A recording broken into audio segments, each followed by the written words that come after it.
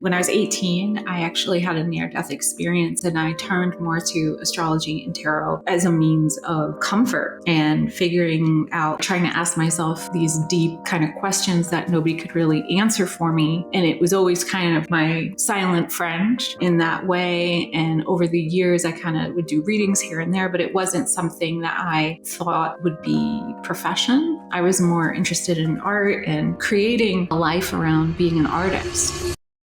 Welcome to the GRACED podcast, a space for everyday magic for your everyday life.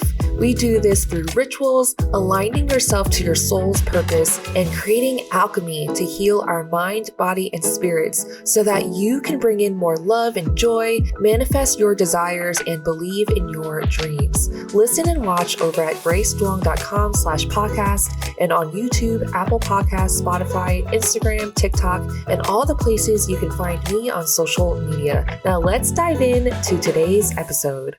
Welcome to the GRACED podcast, a space where we talk about everyday magic for your everyday life. Today's guest is Marcella Kroll, an artist, performer, and psychic medium. She is also the author of 4 decks, the latest being the Nature Nurture Oracle deck, which she does give a collective reading from this deck at the very end of this episode, so stay tuned all the way to the end for that. We also talk about themes of the Hanged Man or Hanged Woman in my deck, the Mystic Mondays Tarot, or the Hanged One, which is what Marcella refers to her Hanged One tarot card in her deck, the Dreamer's Tarot. We talk about how to get through stagnant moments, divine timing, the power of symbols, and so much more. And if you'd like to get to know yourself better, I highly recommend checking out your tarot birth cards to understand the central themes of your life. I happen to have a free calculator on mysticmondays.com to calculate your tarot birth cards, along with extensive and in-depth reports for your tarot birth cards, which are available to order online. Check it out on our website for more information. And we're doing a special giveaway with Marcella, featuring her Dreamer's Tarot, Nature Nurture Oracle, and her brand new memoir, Healing the Liminal, which just dropped yesterday at the time of this recording. This giveaway is packed with some of Marcella's best work, so be sure to follow on Instagram and subscribe on YouTube for all the details on how to enter. The giveaway entry form will be pinned to the giveaway post and linked inside this episode. Now let's dive into this episode. Hi, Marcella. Welcome to the GRACED podcast. Hi, thanks for having me. It's nice to see you. Yeah, definitely. So I actually got a tarot reading from you a really long time ago at the Mystic Journey bookstore in Venice when I used to live in LA. And I'm not sure if you remember that, but I know I think of that time as a really integral part of my tarot journey because I used to go to the Mystic Journey bookstore a lot, like pretty frequently to receive these tarot readings or channeling and all of that. I even brought like visiting family members there, because it was just like a huge part of my journey in getting into tarot and spirituality. And yeah, I just wanted to thank you because you were a part of that, even if it was just like the one reading that while ago. Oh, you're so welcome.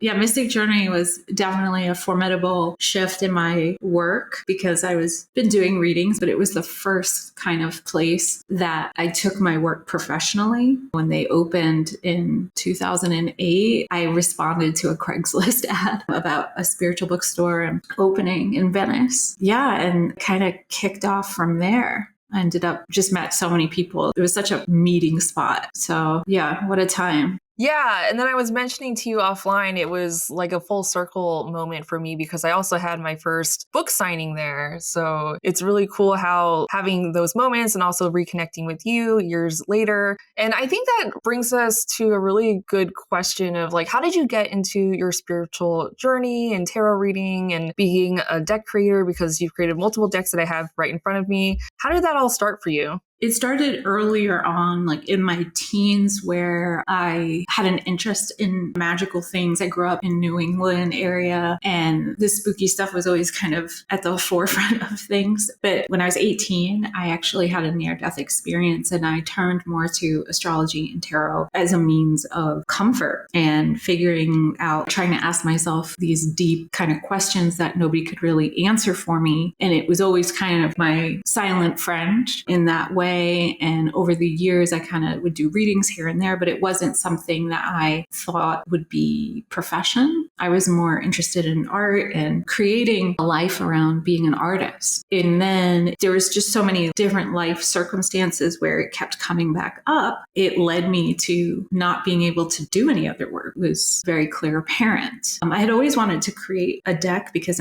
like I said, I'm an artist first and foremost, and never really had the opportunity to do it. Like, it kept eluding me because life takes you in different directions. Anywho, I'd done artist residencies and tried to execute a deck, but it wasn't until 2012 when I left LA for briefly, for 6 months, and had a moment of, it doesn't have to be a tarot deck, it was more of a divination. It kind of started from there because my first deck came out in 2013, and, there was no answers. There was no tools to access. I didn't have connections to anyone. It was just a guiding force. And then it's interesting because flash forward, I self-published for almost 10 years. And then I got an agent and a publisher and reissued the decks that I had been creating on my own. But also simultaneously over these years, I reconnected with my biological father, and I did not know him. And I found out through him that it actually runs in my family. So my grandmother, who I talked to for the first time when I was 42, was a tarot reader at Woodstock. And he also, my dad is psychic and all of these things that I did not know actually ran in the family. So wow, that's incredible. It's been a journey. Yeah. And I do feel like the Hanged Woman in my deck, I refer to this card as a Hanged Woman. And in your deck, I know you have this card as a Hanged One. And I do feel like the themes of this card are a lot about patience, sacrifice, also a shift in perspective. And so how did this life, what would you call it, life opportunity or life revelation bring awareness to you? What did you think from that moment on when you finally met your biological father and understood this part of yourself? Well, I think it's more, even in the first conversation we ever had on the telephone, it was affirming, because the first thing he said to me on the phone, our first conversation, was, I looked you up on the internet and I saw you took that gift of ours and turned it into a living. And it was like this sense of identity and belonging and constantly feeling misunderstood, or like there was something wrong with me. There was a validation, or at least an understanding, because growing up, no one could tell me. And it wasn't popular. Yes, there was this mystical and kind of connected, but I grew up in Rhode Island. They were like, that's weird. I had two very separate lives, going. I had my kind of more magical, mystical stuff. And then I had my artist rock and roll friends, so to have not necessarily someone I could get complete answers from, but to have some inkling that it wasn't all just made up in my head, that was definitely... It made parts of it. It's like when you have a client and you're like, wow, this is why I do what I do. There's enough affirmation. Yeah. Yeah. And I do feel like a lot of why I sought out readings was for that affirmation, for that confirmation from another source, whether it was channeling or even just the confidence to go forward. And what I'm also hearing from you is also this bridging between two identities of, this artist side of yourself and this spiritual side of yourself. Was that part of shifting your perspective or life circumstances that brought you to that point to bring them together? Why did you feel like they needed to be separate at first? And what was that point when you decided no, these are two parts of me and they're integrated? It was a lot of acceptance. It was not cool to be into magic and witchcraft stuff when I was growing up or hanging out in my communities. It's way more accepted now. I would say that really didn't shift and change. I didn't see a change for things until 2012, 2013. But before that, it was not something I saw as acceptable. I grew up in witch burning country, and it's way different now. A lot has happened in a short amount of time, and I am grateful that more people are they're open and they're curious. It just wasn't like that, for a long time. And bridging them together only made sense to me because I am most at home and feel like I'm living my purpose when I I am creating. Bridging them together felt like a natural marriage and a way for me to introduce all of me to the world versus me in parts, which is something that on a personal note, I've always had to do, like hold parts of myself forward and hide the rest because, not everybody wants to see it. This is a place where I feel like I can be truly all of me. The readings at first for me too started out as survival. I really did not know that this was going to be my career, nor people like, how'd you get into it? And I'm like, survival? I would trade readings for a meal, like it wasn't something that I really realized was something that I was still going forward with until it probably took me, even though I've been working full time doing readings since 2009, it probably took me till about 2015 to go, oh, wow, this is actually my work. So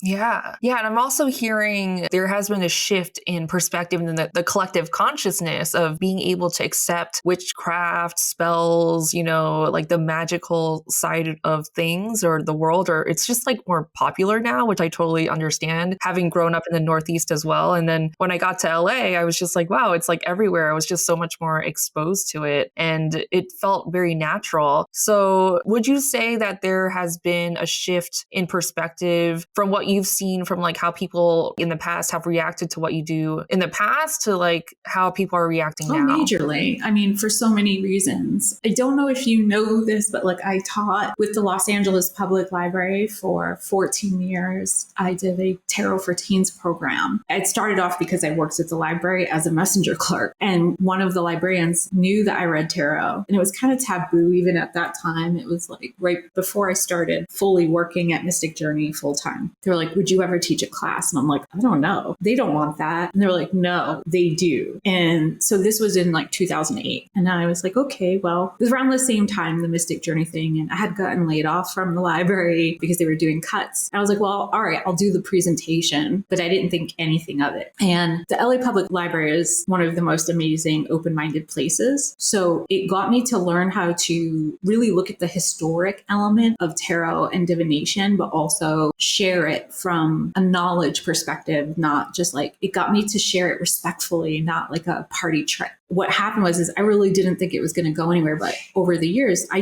ended up doing it for 14 years. I only retired doing it last year because I was moving out of state. To see that grow and find reverence from people versus when I first started doing like those classes, or I would be out in public with my little sandwich board sign at the Rose Bowl, I would have people yelling at me, telling me that I was going to hell and like all of these things. Now you can't look around a corner without finding a reader. Like before, I would set up in the back of my friend's bookstore cafe in Echo Park. I would do readings for $20 back there, and I couldn't beg people to come get a reading. And that's in 2008, 2009. It's just changed dramatically. The fear aspect is kind of lifted. And I like that people are seeing it more now as more of a self-awareness tool versus this is a party trick and I'm going to tell you all about your future. Because yeah, maybe sometimes some future predictions come up. But for me, this is more about getting to know the inner workings of you and build your own trust and confidence with your intuition. And that's why the Dreamers came out, because that Dreamers Tarot is a non-binary, a more archetypal deck. And the reason why I did it that way was because of those kids over the years and their influence about how to make this deck evolved. Because traditional tarot is very archaic in some ways. And the Hanged one was to release the gender kind of binary, but look more at the archetypal energies and how we hold them. Yeah, absolutely. So I have a stack of all of your decks that your publisher sent me. So for anyone that doesn't know, Marcella is referring to her Dreamers Tarot, which she created the art for and also wrote the descriptions for. And I do feel like this is very easy to digest and understand. And I feel like also you work with a lot of symbolism, which I really felt the magic of when I was going through the cards and recording the deck unboxings, which I do for the decks that I feature here on the GRACED podcast. But something I heard from you earlier was something about acceptance. And I'm also curious about how the history of tarot and anything that you've learned, like what has shaped the way you view tarot before you learned all that history to now and how you view it now. But let's go back to the question about acceptance, because you're saying when people were telling you would go to hell and, they're yelling in your face and all that stuff, like in the face of that adversity or even like aggression, right? Like how did you learn to cultivate that acceptance even when people were quite literally screaming at you? Because it sounds dramatic, but it's tarot tarot and the occult things, those were the only liminal spaces, were the only places that let me be myself. Growing up as a multiracial person, later finding out that I'm autistic, just never fitting in. It was the only place that really let me just exist without having to be something or categorized into something. It was, I love storytelling. I love art. I love the magical journey of the way you can pick up symbolism in cards and the way you can tell or create with them. And there's an acceptance within it where I felt, again, when you're someone who's like in between spaces a lot and you have a lot of people telling you, no, you don't belong, to have a place that fully allows you, warts and all, to be yourself. It was safe for me, to be in there versus when I was a kid, I used to just like all my friends growing up, everyone was like different religions or ethnicities. And I'd want to go and be like, can I go to your church? Can I go to your temple? Can I go to your Bible study? I was so curious because I thought I needed to figure out where I fit in and what resonated. Nothing ever quite settled except for liminal spaces. So the spaces in between. And I feel like that tarot and divination, all forms of divination, by the way, I love all forms of divination, are a vehicle to allow you to exist within those confines without feeling less of or less than. And so yeah, I think that's fascinating because, for example, I was subletting a place in New York one summer and I know there was a ghost there. I know that ghost was trying to talk to me. I could feel its presence. It hid a USB cord from me. And I was like looking around that apartment for like 45 minutes straight, trying to look for that cord. And all of a sudden it's on the couch. And I'm like, there's no way that ghost was fucking with me. And there's so much fear sometimes, with the unseen, right? Where we don't fully understand something and we might cast our own shadows and judgments and projections and whatnot. It's just interesting because I think I too felt safe in a space where I felt understood, especially, not feeling like I really belonged anywhere too. I can fully relate to that feeling. And how did you find safety in parts of the unseen, when you're dealing with, let's say, ghosts or spirits or things of that nature? I think because sometimes, for me, I've always seen stuff and was very dismissed as a kid for seeing stuff, or again, the fear. I grew up a lot with my Italian Catholic grandmother, but I also seen a lot of things probably kids shouldn't see. And it always felt safer to be in the invisible world than in the physical one because that felt more dangerous to me. And, just to add to that, it's in the popularity and the commercialization of tarot and witchcraft and all those things, it feels less safe to me now. So because that belonging isn't so universal, and that might be controversial, but I'm finding that while I am glad, because I'm just putting this out there, I'm glad that there is more acceptance, I do have some trepidation about the commercialization of it in a big way. And some people are like, well, you got a publisher and you're more putting stuff out there and you're part of it, because I feel like this is what I came here to do. It definitely feels like it's my purpose to find those liminal spaces and make them tangible. And this might be popular right now, but it might wane in popularity, but I'm still going to be doing it. Yeah, ride or die. I have no choice. Apparently, finding out that it's also related to my lineage, my father's side, I'm just like, okay. Yeah. And so when you are, embarking on your creation process and even fully encompassing your purpose, as you said, it sounds like you also went through some challenges, right? So what were some of the signs for you that was this is it, I'm not going to waver here, I know that this is part of my path? What were some signs of alignment or some synchronicities that you experienced? There's so many, but I have to say it's more of a feeling in my body, there's no resistance. Or, even when I've put challenges out to the world, when I first made Sacred Symbols, the first edition, 2013, I printed 100 and I thought, you know what, there's going to be 50 of these that collect dust. I didn't think anything of it. And then I said, you know what, they were selling out, and then more kept happening and more kept happening. And I just said, you know what, I'm going to let this go. If the universe wants it to happen, it'll make it happen. And I'll continue doing it until there's a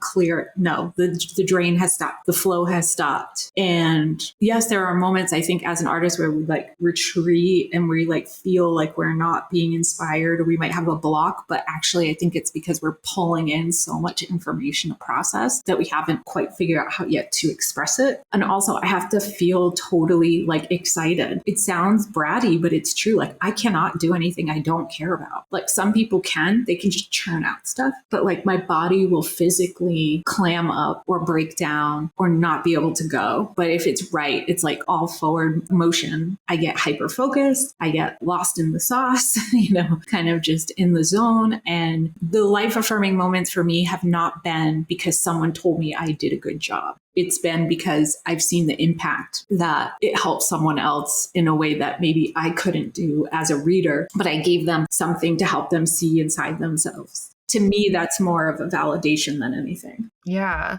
So here is your Sacred Symbols deck. And when I was going through these cards, I felt so much magic, so much research, through the symbols that you drew. And I felt a lot of power through this deck. And I think that also goes to the knowledge that you've accumulated from the history that you've learned. So what has been some of the most powerful tidbits from history of whether it was tarot or oracle or divination that you felt like was pivotal in your journey? Oh man, there's so many. The edition that you have in your hand is the 4th edition. So I just would like to tell people that as I learn, I want to grow and evolve and do better. And the first, even though I'm very proud of the 1st edition, the 2nd edition, the 3rd edition, in the 4th edition, they're different because you will notice a very different artistic style change once you get to the 3rd edition because of more information coming forward, because of wanting to respect and not extract from certain identities and cultures, because I think that we as humans evolve, our tools should evolve as well. I think it's fascinating that the tarot has its history from early 1400s, but there's been divination since the dawn of time, and all of those things factor into it. And I definitely think reconnecting with, I had a lot of animosity towards my like Italian side for a long time, but then learning more about the Gennare and the Stregheria, like more traditional practices, helped me find a new appreciation for folk magic versus just trying to lean into something pagan. And the same with finding my biological father and his lineage of being Wampanoag tribe and Filipino, and finding the magic in those cultures as well. I think it's all inspirational. It's all influential. It's all the how do I fit into the mix, not being from one or the other, and how do I translate that to a way that can still support, my journey, but also maybe other people who feel like they're blended or they don't fit in particularly, but they want to connect magically. Because I think that as humans, that's all we really want, is to find connection and community. And a lot of this day and age is so separated. So I don't know if that answers your question, but it's like, I just feel like there's so many sources of moments in my life. I've had 3 near-death experiences. It just changes things, Wow. Do you mind telling us more about the near-death experiences? I'll be kind of brief with it because it can be kind of a lot for people.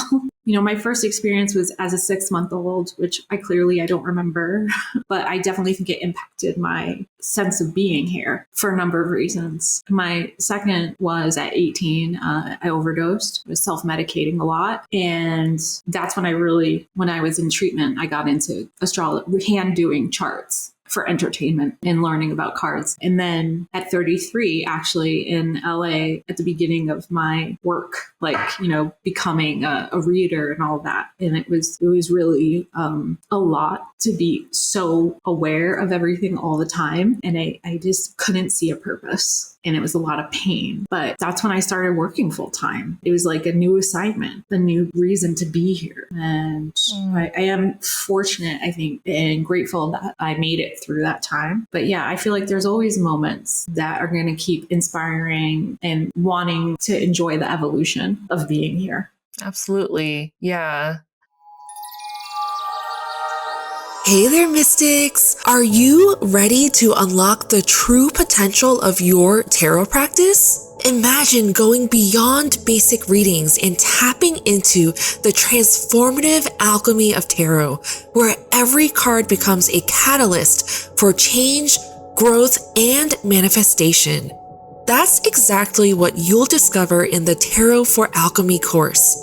With over 116 lessons designed to unlock your authentic self through tarot, this course will guide you to deeply understand your past so you can make powerful, aligned decisions for your future. This isn't just another tarot class. It's a transformational journey into how tarot can become your ultimate tool for self-discovery, shadow work, and manifestation. In this course, you'll learn how to align with the energy of each card for personal transformation, use tarot for manifestation and decision-making, and develop your unique tarot style to read with confidence. But let's get real. What happens if you don't join? You'll miss out on breakthroughs that could completely shift your life.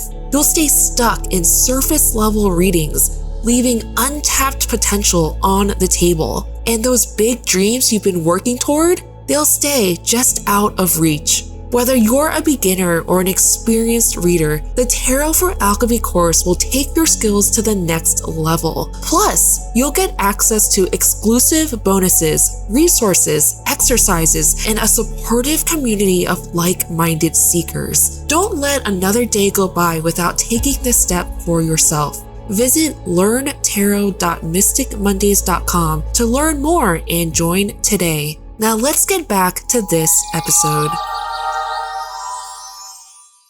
I feel like with the challenges that we have, help write our stories, it's not always easy, but it also builds resilience and obviously your perspective and your point of view. Would you say that you felt any moments of feeling stagnant or stuck in your journey? Because I want to highlight the Hanged one, because I feel like for anyone, I've gone through these moments as well, just feeling stuck and not being able to move forward. What were some things that helped you get out of that if you feel like you're in a rut moment or something like that? Well, just to be totally transparent too, it's I feel stuck all the time, even though I will have these moments of productivity and awareness of things. I more often than not have imposter syndrome about existing, and the surrender process and having to have faith and having to trust. I don't know if it's my own innate curiosity that keeps me going, and knowing that the only thing you can count on is that things do change, and you also never know what can happen, and that life,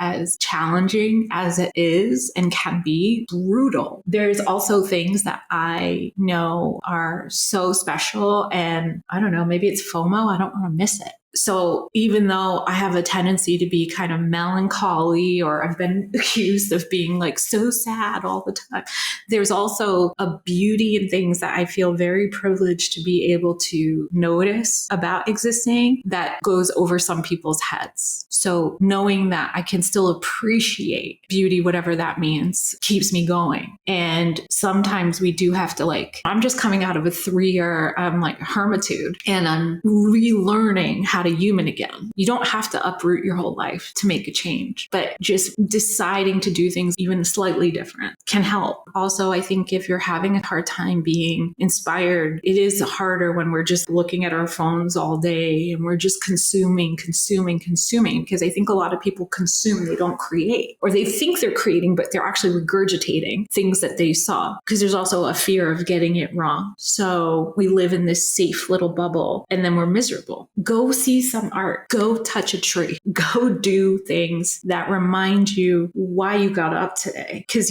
there's always going to be something terrible to find that's going to halt you. And the other thing too is, like I said it earlier, we're creative beings. We can't be just expediting ideas all the time. We have to take quiet time. We have to take things in. We have to nurture and nourish ourselves, recharge our batteries. And also, I think the rush to make things is another problem, because things I truly do believe come when they're supposed to. Like projects and things, they get birthed when they're supposed to, not because we want them to. I've done that where I've jumped the gun and I've pushed for things to happen. And you know what? I mistakenly thought the idea was crap, but maybe it wasn't crap. It wasn't ready yet. It was too early. Or perhaps I wasn't ready to deal with the responsibility of what it brought. So we have to, remember there's going to be this ebb and flow and up and down. And that is just existing. Yeah. I also feel like with sadness, it's an overwhelming feeling a lot of the times. There's so much beauty in sadness, actually. Like when you're watching these cinematic movies and that main character is going through something, you can fully relate to how they're feeling. It reminds me of this movie, Past Lives. I don't know if you've seen it. So good. Yeah. And this character has childhood friends that she has feelings for, or they have feelings for each other, but she's now married. And, at the end, not to spoil it for everybody who hasn't watched it, but, there's just some mixed feelings there. Some mixed feelings that we can relate to in terms of, what would life be like if I had made a different choice? Or there's just so much nuance in complicated feelings and sadness and feeling like we're stuck or feeling like we're not ready to move forward or wondering why something is taking so long to create. And I do feel like a lot of the Hanged one is also about that divine timing that you were talking about, that suspension period, because perhaps there's something that still needs to be metamorphosized.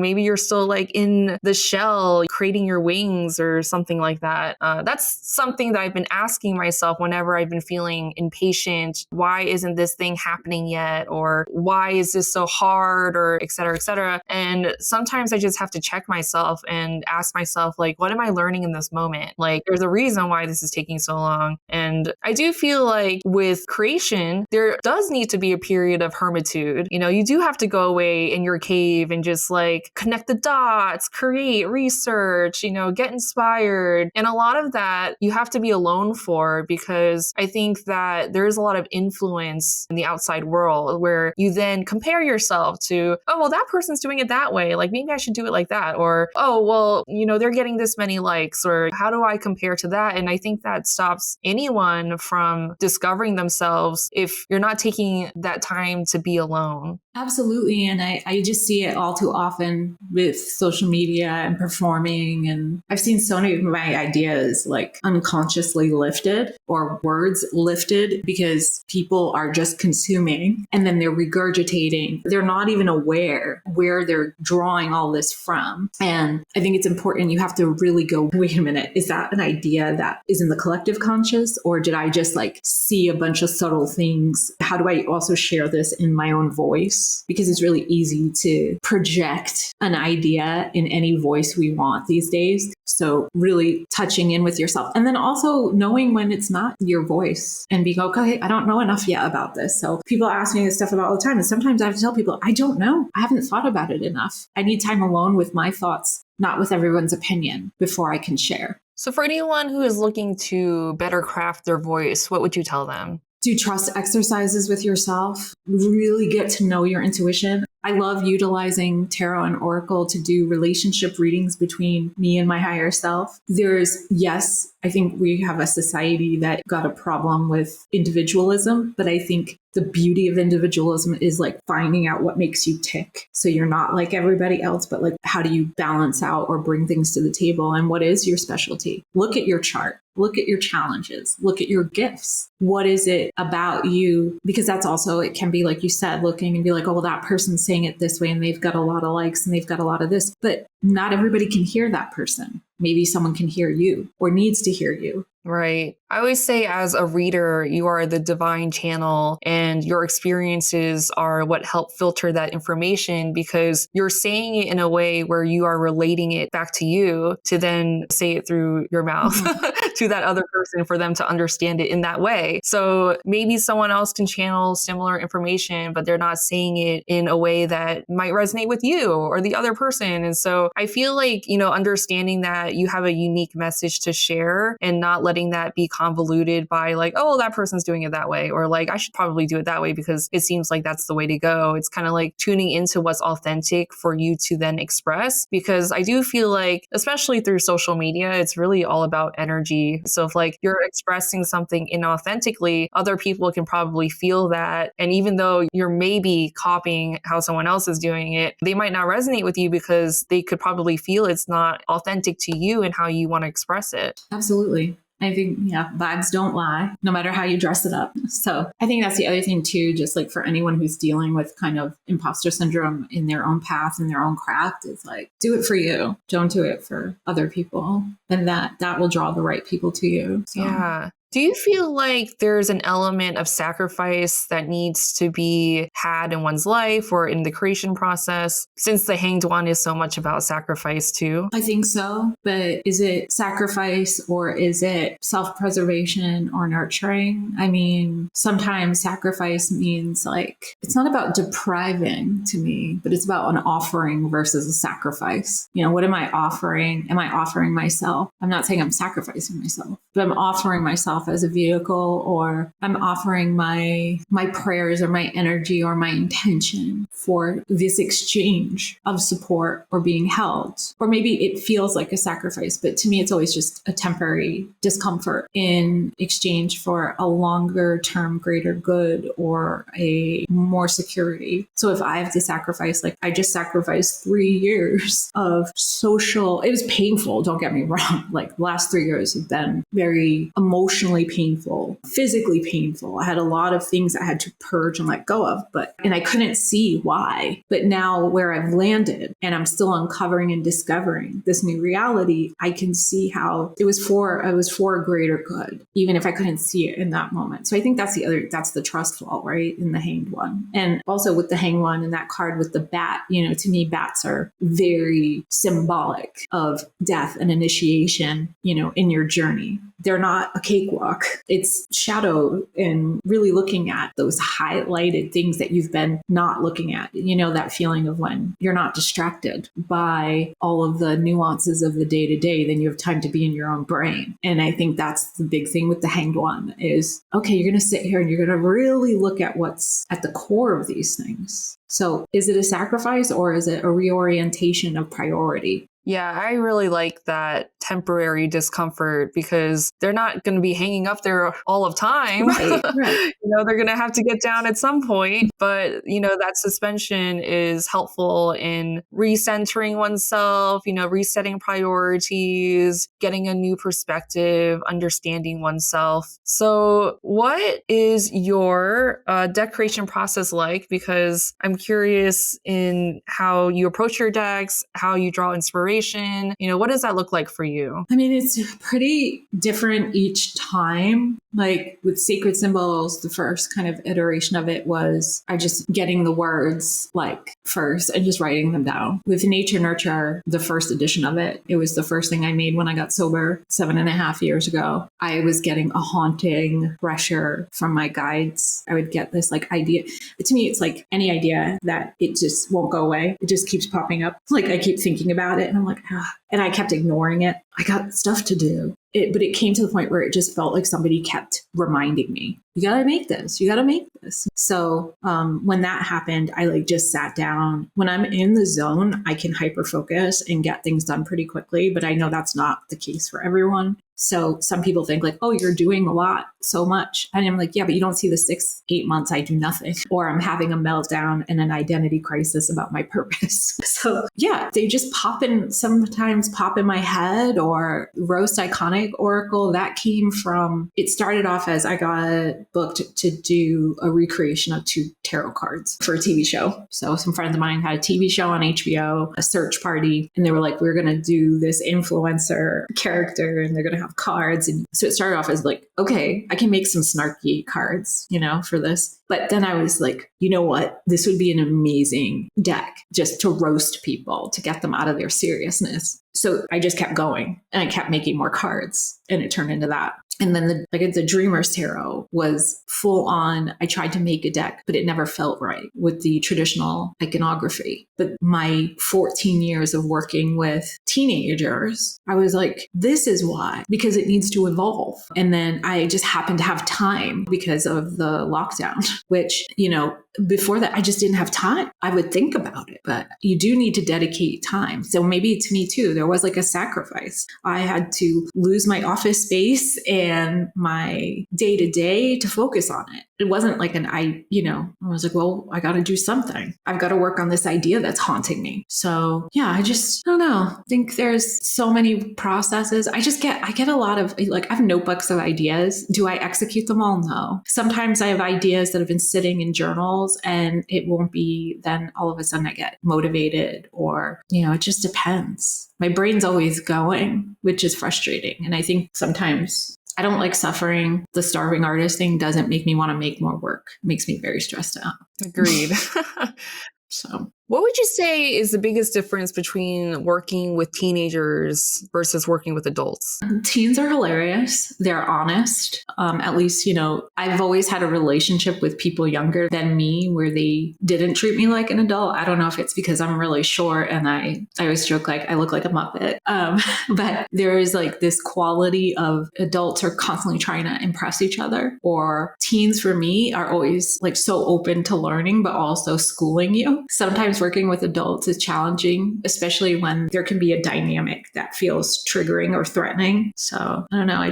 I love teens. They rightfully challenge me in a way that is actually impressive and inclusive and not based on the insecurities that some adults have. They yet make me be honest. They let me be awkward, and they don't judge me for it. Where do you think that transition is from teenage to adult? Like, when does that happen, when people start to want to impress each other? Or would you say that starts during the teenage years? I'm seeing it start younger and younger now just because of like social media. But I do think with access to things more readily available, I don't know. It's interesting because I feel like it's more of a problem I see with adults than I do with teens. For me personally, I was always trying to impress other people by trying on different identities when I was younger to try to fit in. I think it's so different now. I have a lot of faith in the younger generation because a lot of them also are so thick-skinned and they don't care. Like they have just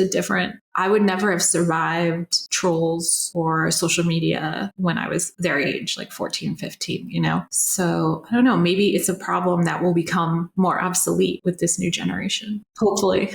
Hopefully. Do you have any symbols that you like to use, like for boundaries or protection, manifestation? There's different deities that I work with that I call like they're my family members, essentially. There's different herbs that I like to work with. Or I also like to tell people like you don't need to have like expensive witch kit. Work with what you have. Pen and paper is like your biggest ally. Writing it down, getting it out, imagining it, just working with what works for you personally. What deities and herbs that you like to work with? I work with Santissima a lot. I have her on my Santa Muerte. And then, I work with a lot of the Netaru, the Egyptian gods. They were my first connection to a lot of my magical practice. And it's interesting too, because in researching my identity and all that too, it's like I have 7-8 generations back. I have Coptic Egyptian from my mom's side. So I thought that was interesting how it's also like embedded culturally. And yarrow is great for boundary. I like working with resins. So dragon's blood and things like that, just to help set the tone. Also using sound to shift spaces and things. Yeah, love sound. We're going to move into our fast 5 questions. What's your sun, moon, and rising? Pisces sun, Aries moon, Aquarius rising. Oh, we're flipped. I'm Aries sun, Pisces moon. Oh, right on. Cool. Yeah.